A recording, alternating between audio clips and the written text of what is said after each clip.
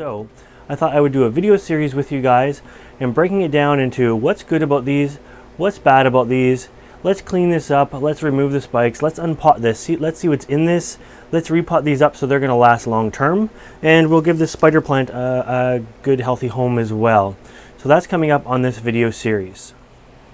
Alright guys, welcome back. This is the fourth video in the series of removing and discovering what's in these garden center or florist planters. So we have in the first video discussed the pros and cons of these planters, the good, the bad, and the ugly.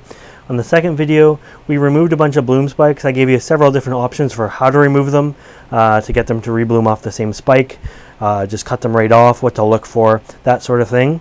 And then on the last video, we discovered what was in these big pots or planters together. I have removed the spider plant completely from the scene at this point, and we are left with two orchids.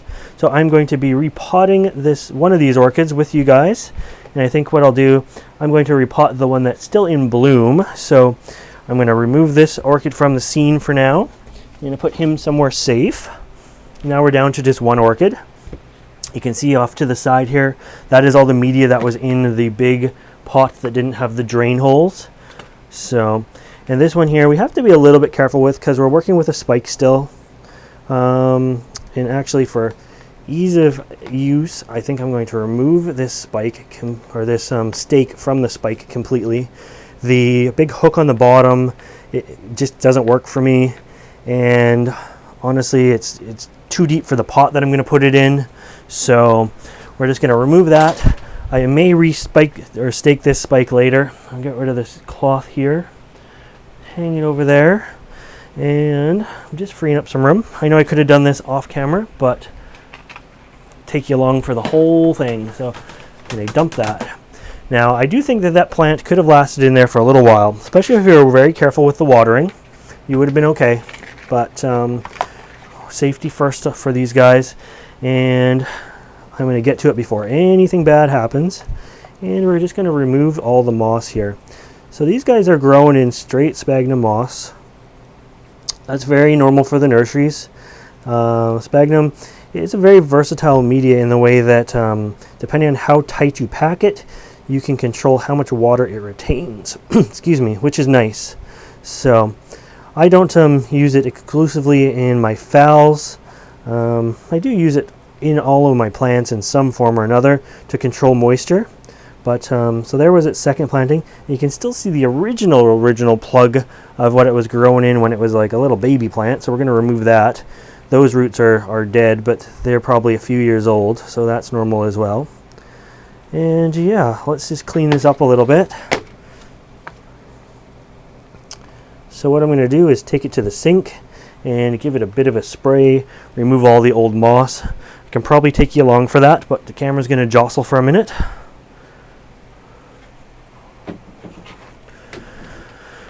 There we go. So, we'll get the sprayer here.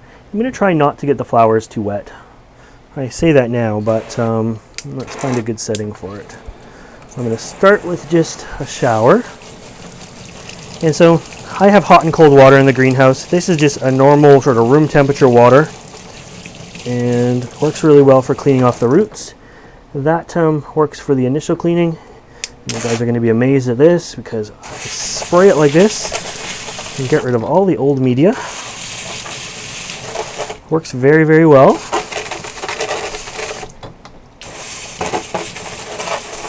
Don't do this in your kitchen sink. The sphagnum moss will plug your drain. I have extra wide drain holes and it just drains into my backyard and waters the grass. So we're okay there. And that is pretty much all the media sprayed out of it. So now it looks like this. Nice and clean.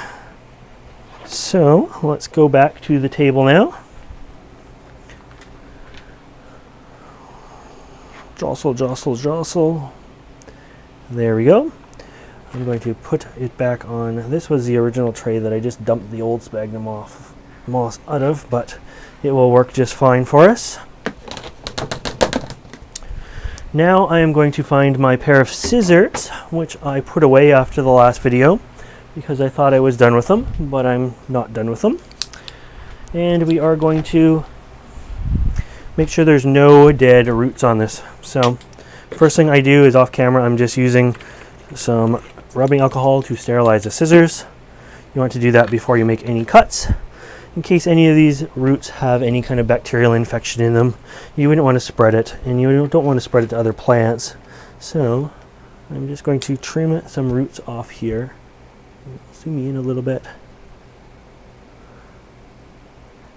Now these guys, they look really good. We've got to it on time. I'm just trying to get rid of some of these old roots here. There's a couple that just don't look so good. I'm cutting them at the break sort of. That one has a fresh root on it up here, but where I cut it, it just sort of, like this one here, this part is dead. Let's see if we can get you in shot before I make this cut. This part here is dead, but it's attached to a live root still. So I just want to cut it to where it is dead, to remove any kind of decaying matter from the pot before we even get started. And this one is the same.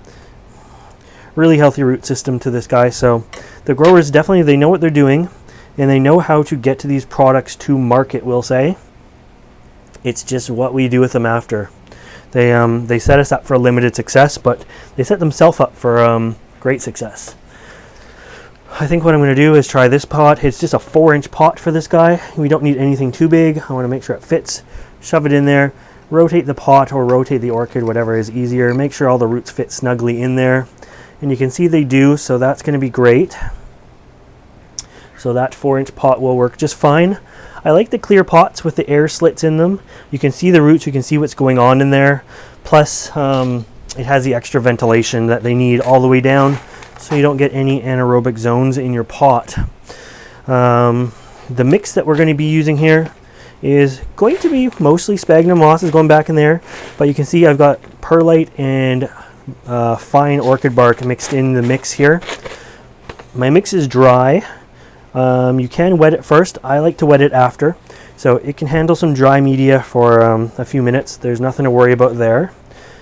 And what we're going to do is set this guy up here. Let's see if we can get you the best shot possible for this. And there we go. So here's my plant. I've already turned it in circles. Now it's just going to be a matter of filling it in. So I've cut the sphagnum moss a little bit, so I'm not working with such big pieces. I like to have it dry so that it goes right in between and falls down. If it's wet, it's all sticky, and it doesn't get to the bottom as easily. So it doesn't go in between the roots that are already there as easily. And I'm not trying to cram all the roots together. I'm just trying to get the media actually in between the roots to start with, to make sure there's lots of air in there. And what are we working with here? That's just a root that's kind of bent back down in. That was an air root. So I like to keep air roots out.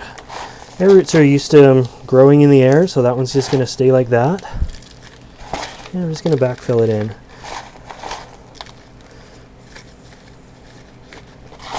The eraser end of a pencil works good if you need something a little bit smaller to get in there. But I'm giving it a much airier mix. So what this is going to mean is going to be more maintenance for me, because I'm going to have to water more often. But in between my waterings, it's going to dry much easier, which is going to be much better for the plant. This plant definitely doesn't want to be sitting in soaking wet, stagnant moss media. So sort of rotating, and I just keep slowly filling it in there, packing gently. Once I water it, it's all going to sort of settle in place, and I'm probably going to have to add a little bit more media to this, which is why I have a little bit extra. But there we go. I think it's looking pretty good now. Oh. Okay, so that is the first initial sort of bit of media I've put in there, and you can see some little holes down the bottom, so we're just going to shake it and try to fill it in. Not a problem if there's a little hole down there. Keep in mind, this is a clear container. If it wasn't clear, you wouldn't even know it was there, so don't let those little air pockets in there bug you at all. It's just a little humid area for the roots to hang out. But there it is. So it's a little wobbly. I'm going to take it to the sink and water it. It's a matter of I'm packing it with my thumb, but I'm packing it gently. We want it to be packed just enough that it doesn't want to wobble anymore. So let's turn this around, and you can stay here and you can just watch from there, okay? And I'll go back over to the sink, turn this guy off the jet setting that we just left it on, put it back on shower. And for the most part, I'm trying to avoid watering the leaves. If you do get water in the crown, just take a little paper towel and wipe it out. Water in the crown is no big deal as long as you have good airflow and you're not like sitting at 100% humidity.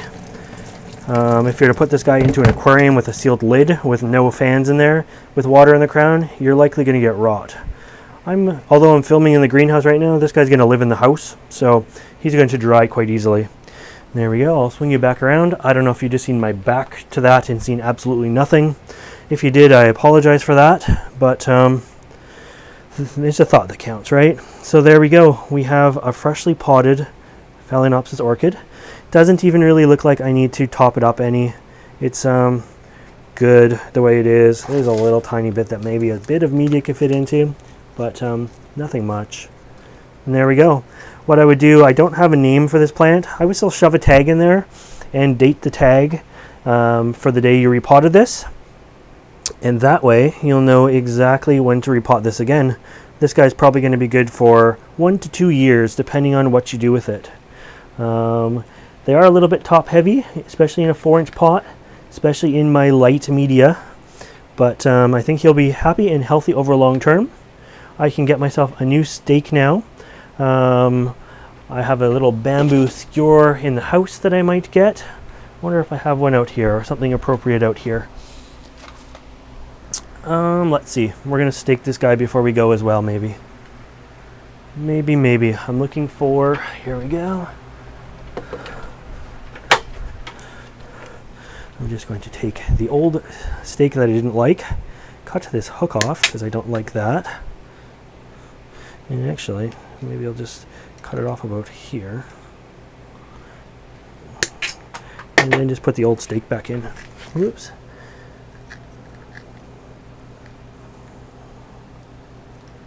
There we go.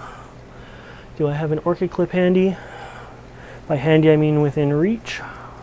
Sure I do. I have them everywhere. So we will just clip that guy like that. And it's a little bit top heavy, so what I'm going to do is probably sit it inside some sort of little pot so it doesn't fall over. But for now, I'll use this little block of wood here, and hopefully that will keep it upright. The problems of having big flowers in little pots. But you're better to underpot than overpot. Anyways, I hope you like this repotting video of this Phalaenopsis.